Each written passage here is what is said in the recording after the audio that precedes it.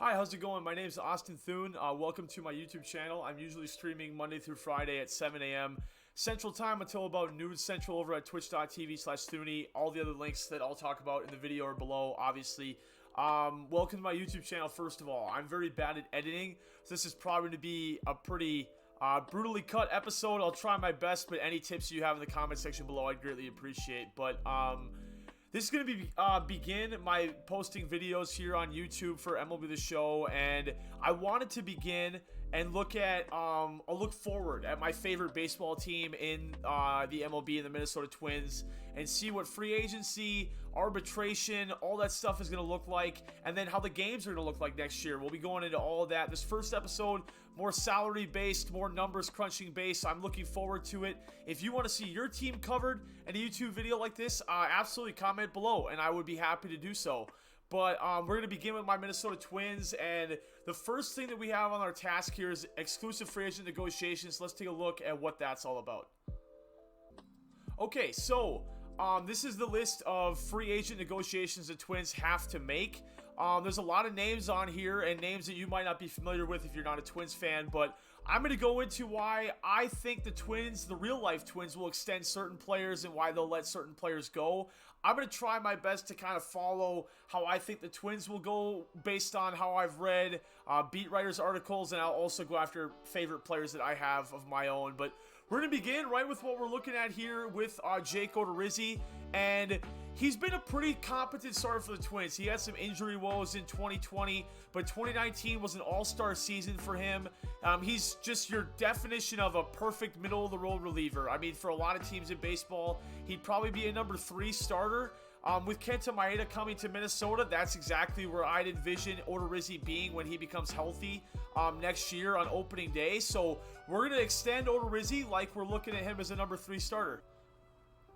So for Odorizzi, I'm going to be looking at him as a rotation guy. He wants $6.2 a year.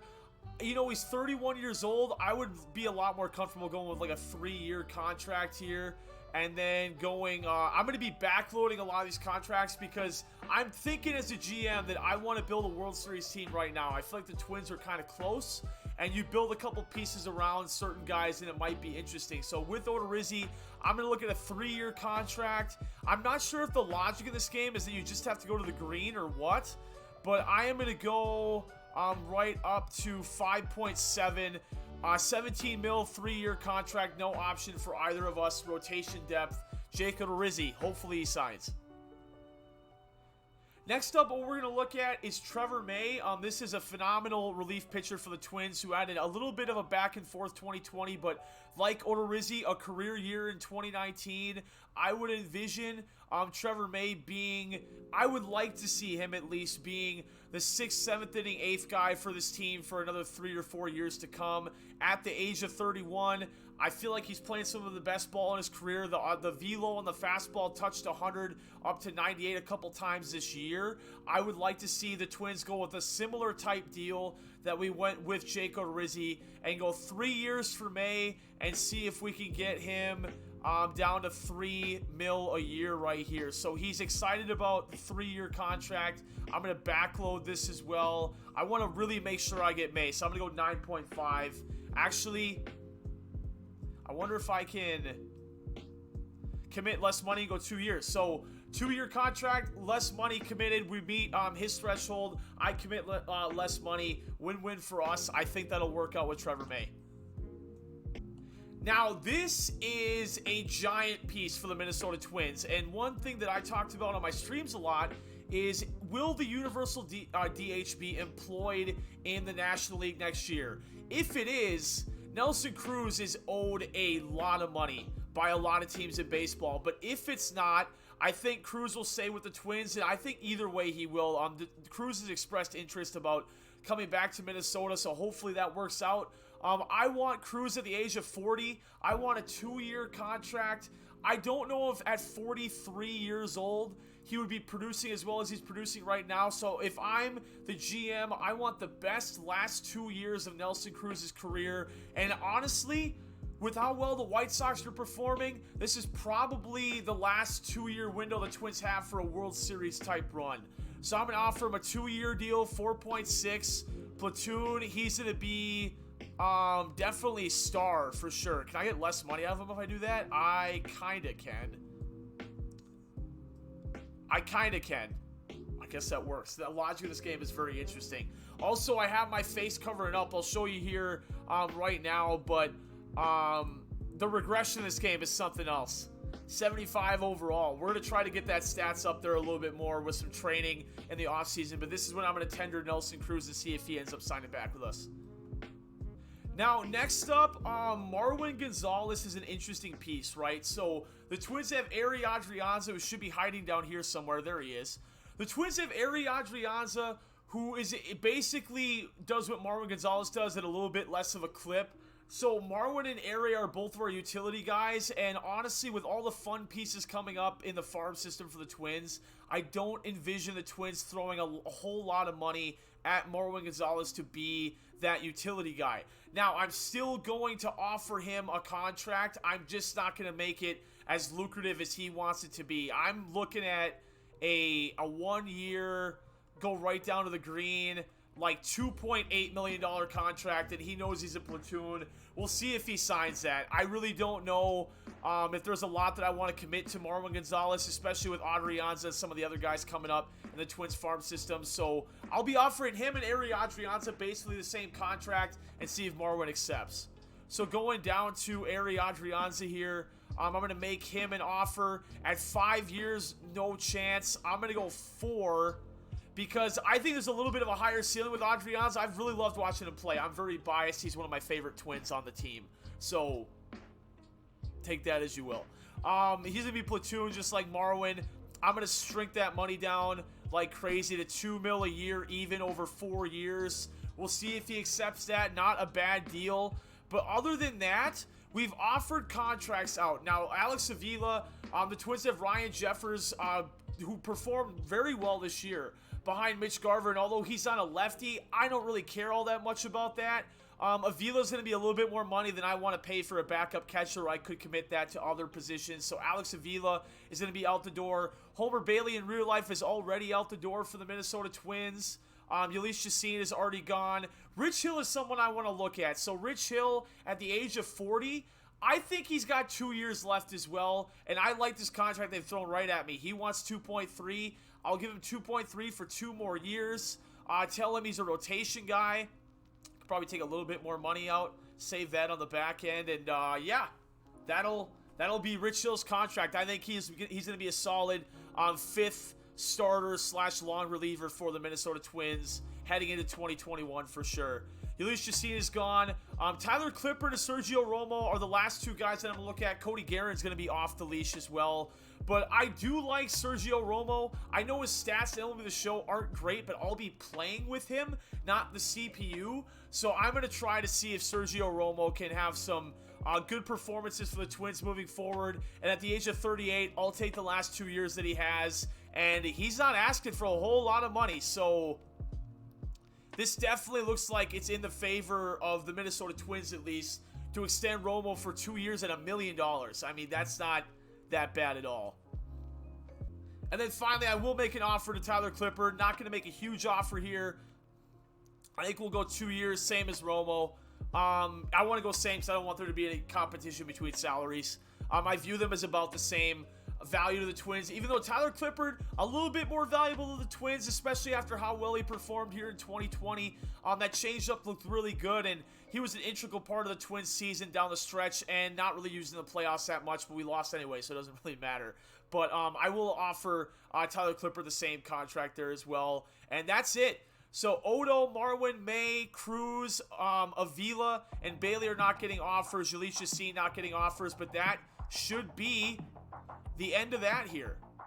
And now I got some fun techno music playing. Let me change that really quick. For those that are wondering, I'm using Harris Heller's playlist. It's a free non-DMC or DMCA free playlist you can use for any streamer or YouTuber. Highly recommend it. So I think I already did this. Do I just have to hit? I think we're good. I already made offers. Review staff. So, the Twins need a third base coach. Other than that, we're good. So, third base coach, Gabe Kapler. Wow. Former Philly and former Giant, I guess. He got let go by the Giants. I forgot about that. We're not going to be going after him. I want someone young because Rocco Baldelli loves his young and innovative, smart coaches, and I think that guy is gonna have to be good old Dave here. So I'm gonna offer Dave a contract. That looks good to me. I don't really know about offering coaches contracts. 3 years is. I wouldn't want to offer a coach anything less than 3 years. I want to commit to the long haul and see if the longevity works there.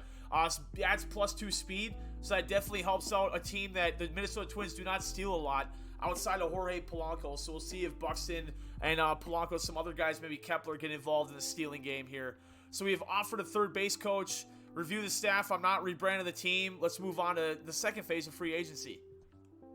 So we have already hit a little bit of a road bump. Dave does not want to be our third base coach. So now I have to look at another staff. So let's go to third base coaches and see what we got here. Dave apparently already signed because I don't even see him anymore. Who do we got here? Any young coaches willing to offer me some speed? So, Dave Ozuna, +3 speed. I kind of like what I'm seeing there. Ron Renicky, wow. I didn't think I'd see him as a third base coach. That's too high pedigree to sign as a third base coach.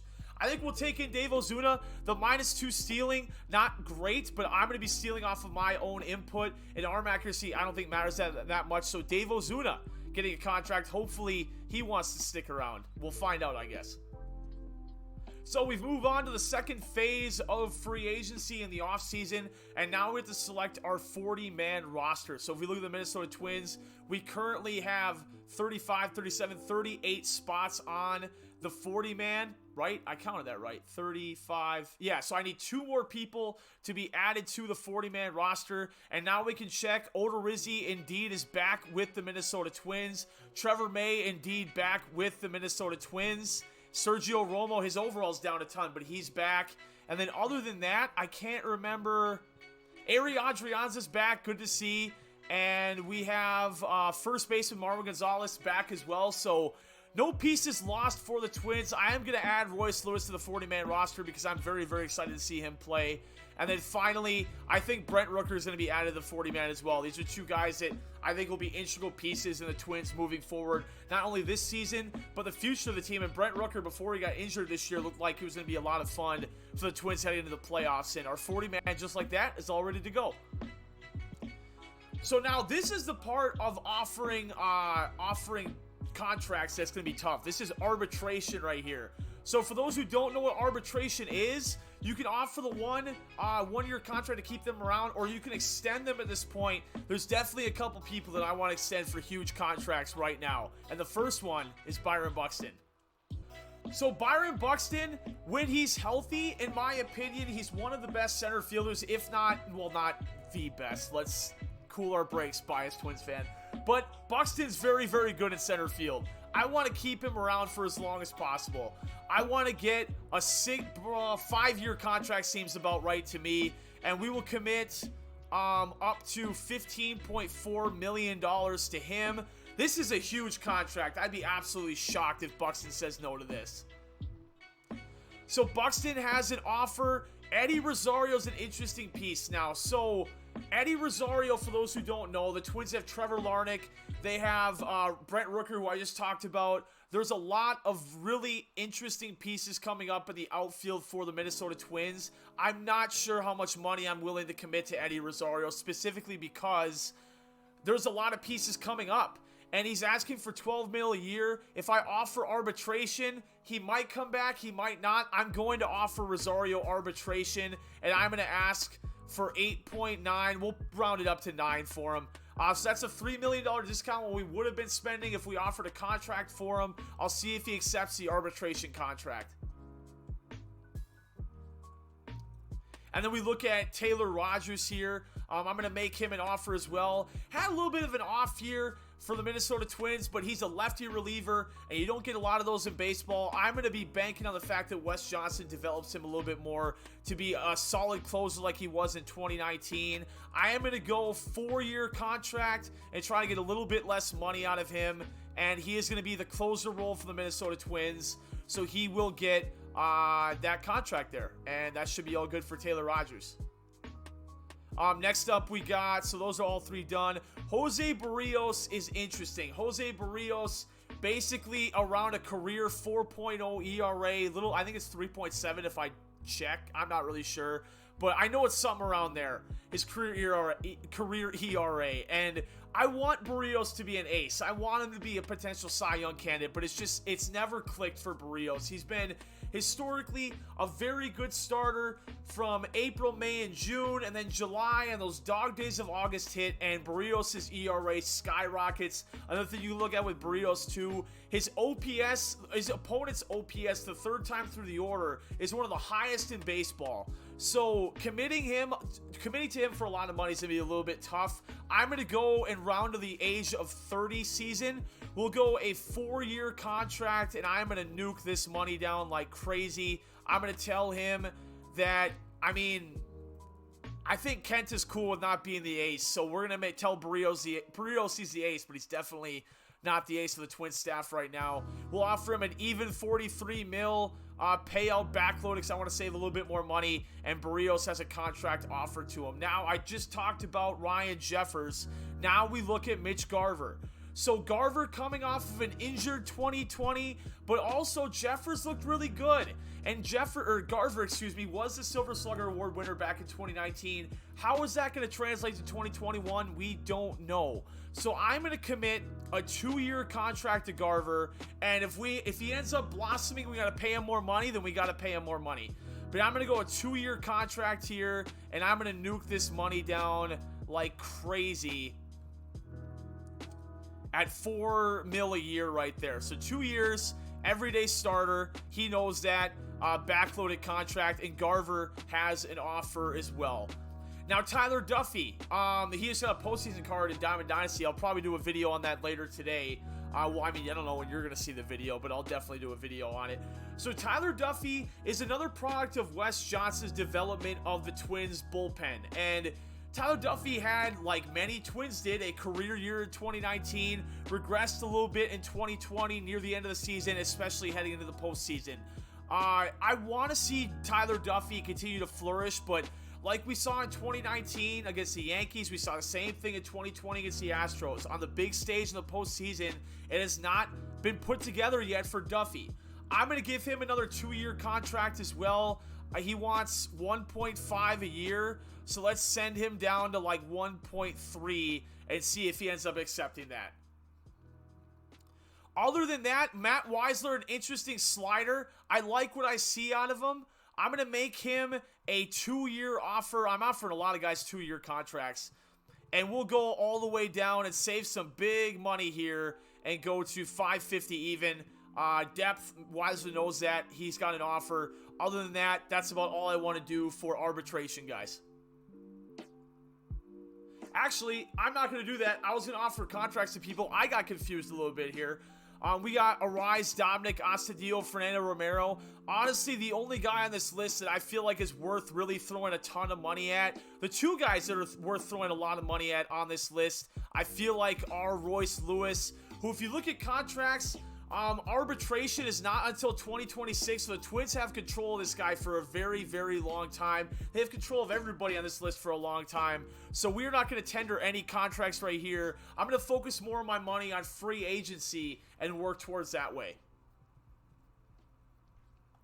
So now we get into free agency, and if we're looking at the Minnesota Twins and we're looking at the holes on this team, I feel like the Twins need a ace starter very, very bad. The Twins need probably another middle reliever at some point. Other than that, though, I don't really think the Bats need a whole lot of help. You have Donaldson at third, Sano at first, Arise at second, Polanco coming off of a very off year in 2020, but the Twins have committed to him for some money, so I would like to think Polanco can bounce back. The outfield is spectacular. Truthfully, if there's one position, see if there's a shortstop available, but we are definitely throwing big money at a starting pitcher if I can find one. So this is the issue that we're looking at. We look at the starting rotation, our starting pitchers on the free agent market. Truthfully, the only one really gleaming my eye right now has got to be Charlie Morton. High velo guy. Let me show you the stats and get out of the way here.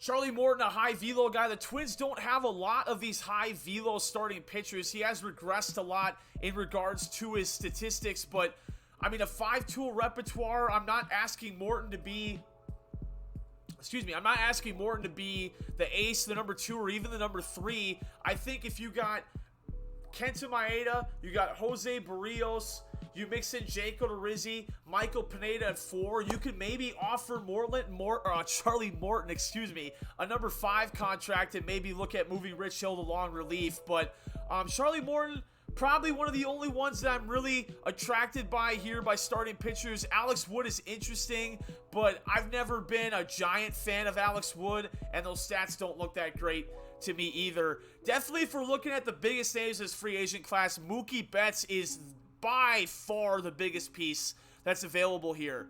The Dodgers in real life extended Mookie Betts. In the game, they have not. I am not even going to get into this bidding war because I am not going to have the money to offer Mookie Betts anything.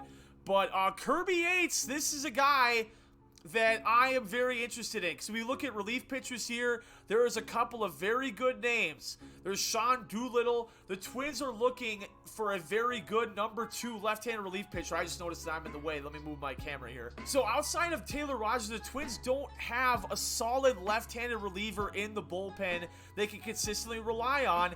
Enter Sean Doolittle, another veteran guy, a guy that's won a World Series. This could be someone that could add a lot of guidance to the Twins bullpen. It might be interesting to look at. So I'm going to make an offer at Sean Doolittle here. I only want 2 years. He wants 4.5. I'm going to go down the Twins' way and offer 4 and see if he accepts a 2-year, $8 million contract. Bullpen, he would ideally mix in with Rogers between being a setup lefty in the 7th or 8th inning or a closer role in the 9th inning, depending on who's coming up to bat. I'm not going to be fixated on one closer. I'm going to definitely bounce back and forth between matchups like Rocco Baldelli would. So Sean Doolittle has a contract. Interest is a lot higher in ours. I'm not really sure. He's getting more money with the Nationals. I guess he views us as a better team overall. Darren O'Day is interesting, but now we have an opportunity to bring back former Twin Liam Hendriks, but he's going to be worth a pretty penny. The Athletics, I just cut my finger, my bad. The Athletics are offering him 2 years, $15 million. I want Liam Hendriks really bad. I don't know if I want him for 15 mil. If I go 2 years, it's about the same thing. If I go to 15, is it about a bigger interest for me? Boy, I don't know. Crazy to look at the years that Liam Hendriks used to be on the Twins. You know, he used to, for those who don't know, he used to be a starting pitcher on the Twins. In 2012 was the most that he started, 16 games. That ERA was absolutely brutal as a starting pitcher. And man, since he's been to Oakland, as he figured it out. You saw it near the end of 2018, and a little bit of injuries in 2018, but 2019, 2020, one of the best relievers in baseball. He's down a couple stats, but overall, flamethrower, right-handed guy out of the pen. I would love to see this guy over Matt Weisler, so I guess we see what we can get out of Liam Hendriks. I'm not going to offer him a lot of money. I'm not expecting him to sign here, so we'll see what happens with a 2-year, $14 million. I don't get how that's he's got to just want to play here. I have no idea. JT Realmuto, I'd be shocked if the Phillies don't re-sign him. We'll go through some of the other names before I move on here. Anthony Rizzo, I mean, I could see the Cubs not signing him back, but we'll see. I'm not going to throw a contract at him because the Twins don't need a first baseman at all. Brian Dozier, former Twin, I would bring him back, but we have a second baseman already. I would imagine DJ LeMahieu's signing back with the Yankees. And other than this, no Robbie Grossman, former Twin. No really big names that jump out to me other than Puig, but I'd be shocked if Puig doesn't sign back with the Dodgers. And other than that, I'm not going to go after starters. I think we're going to look more for a trade. I'm not really committed to lock into any free agent starter here. I think the Twins are pretty well off with where they're at. So now we look at trade talks. This is the final part of the video before we advance to the offseason in the next video. This is a little bit of a longer one. I'm going to edit it up, hopefully be around 18 minutes, but I might be wrong with that. I appreciate anyone tuning in to this video, but this is what I'm looking at. So I'm looking at the Twins potentially acquiring a starting pitcher of the ace caliber. You add in an ace. I mean, the overalls are a little bit inflated there. That's about how I want them to perform. But you look at Barrios, Kenta, Odo. You add in a really solid ace, and you bump Odo to a number 4 starter. Man, that's a very attractive starting rotation. I'd say so myself. And Blake Snell would be awesome. Blake Snell would be cool. I definitely got my eyes on him. Hyunjin Ryu just signed. Shane Bieber, no. I'm going to try to be realistic. They'd never trade in the division. We'll move on to the Angels. Ohtani, I hope he comes back strong, man. Tough to see him get injured this year. Love watching him play. Other than that, Sean Manaea could be interesting. He is under arbitration, so we could probably get him for not a lot of money. And there's a lot of potential in Sean Manaea, so we probably could go after him. I guess we're going to have to look at trades a little bit more moving forward. You don't have to trade right now, obviously. I want to get a couple guys signed. So that's... I'm going to move on to free agent 2, and I'll find out if that's the end of the video or not. So I just want to show this is a video game. Who knows what's going to happen. But JT Realmuto signed a... Let me move my camera out of the way. JT Realmuto signed a 5-year deal with the Dodgers. Phillies fans are rioting in the streets right now as we speak. The Twins got Liam Hendricks, all right. So we got a solid right-handed reliever to complement the bullpen. This is a fun piece, man. I'm excited to see what Liam Hendricks is going to do back in a Minnesota Twins uniform. The Phillies signed Anthony Rizzo. Wow. That's a lot of star power with him and Bryce Harper over there. Hopefully they won't finish 500 for once. And then Sean Doolittle accepted his contract with the... Boy, this is just fun songs here. Let me cut that and go back. Okay, hi, we're back with less crazy music here. So Sean Doolittle did not accept our contract. He is with the Angels. We are not going to stop simulating. It'll tell us anything that happens. The AL Central is not going to be fun. DJ LeMahieu to the White Sox? Holy cow. That's interesting. I didn't think that he'd be let go from the Padres, but okay. Did they lose Moncada and Tim Anderson? I mean, I understand second base, but... Are they going to move Anderson to DH? I have no idea. The Phillies signed Starlin Marte. Interesting. I wonder if McCutcheon left the Phillies in the sim. I'm not really sure. Peterson. Interesting. I'll let you guys know when some big noteworthy names pop up. So we've made it to the end of Free Agency 2. Free Agency 3 will pick up in the next video. I'm going to show you some of our pieces that we added, and we'll go into the nitty-gritty a little bit more. If you have anyone you want me to offer based on what you saw in the video, let me know in the comments below. Also, if you just have any advice on editing or anything you want to see in my channel moving forward, I'd appreciate it. I'm going to show you the starting rotation and the lineups here moving forward. Buxton, Polanco, same starting 9 that we had before. Adrianza and Marwyn making their return is good to see. And then finally, we'll look at the starting rotation. And Liam Hendricks, a big acquisition by me, the GM, not Thalvi and Levine, but Austin Thune, the GM for the Twins here, signing former Twin Liam Hendricks back to the Minnesota Twins. And that's going to be a fun right-handed reliever in the bullpen. We didn't get Sean Doolittle, but I'm confident that we can maybe develop a left-handed reliever or find something along that way. But that's it for the end of this video. The next video, we'll be attacking the rest of free agency and everything that goes with the offseason right up until spring training.